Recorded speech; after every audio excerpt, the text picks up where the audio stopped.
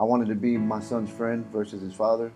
And a lot of times when he would be around his friends, he would be like, look, that's my dad. And, he liked my tattoos. And I took him to, my friend's house while we were watching fights, drinking beer, smoking weed. So I believe that he did want to be just like me. When he was young, me and his mother, he probably watched me and his mother use drugs. His mother was murdered when he was 8 from selling drugs. Well, I got arrested on July 14, 2010, and I get picked up from the chemical plant that I was working at, spend the night in the city jail, and then I get to the county on Friday, and my family shows up there.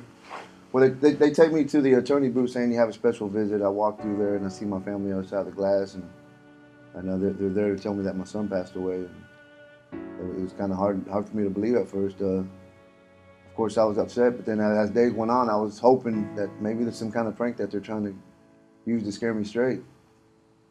I know without a doubt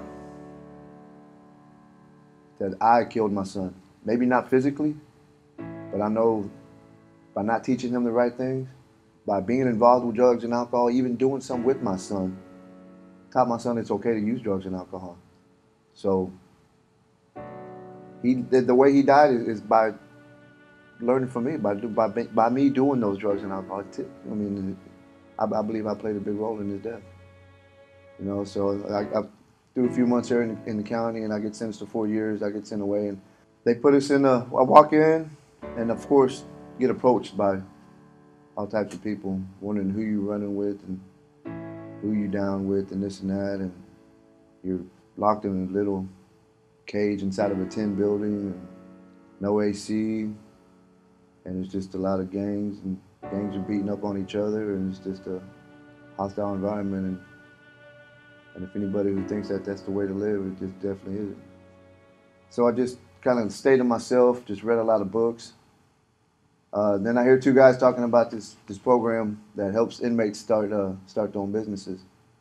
And I'm trying to find out, how I can get involved. They said, well, the guy's coming back in a week, we'll see what he says. I said, well, give him my information to, let him know that I'm involved. I mean, that I'm interested.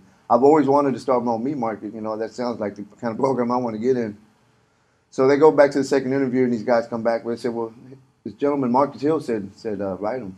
So I sent Marcus Hill a letter telling him what I've always wanted to do. And a few months went by, I forgot all about it, and I get a packet in the mail from Tran, and it says, fill this application out and mail it by December 10th. Well, I'm filling out this application and asking about my history, and I'm like, there's no way these guys are going to accept me. Fill out the application, and about a week later, I'm on the chain, and I make it over to the unit to get involved with this Prison Entrepreneurship Program.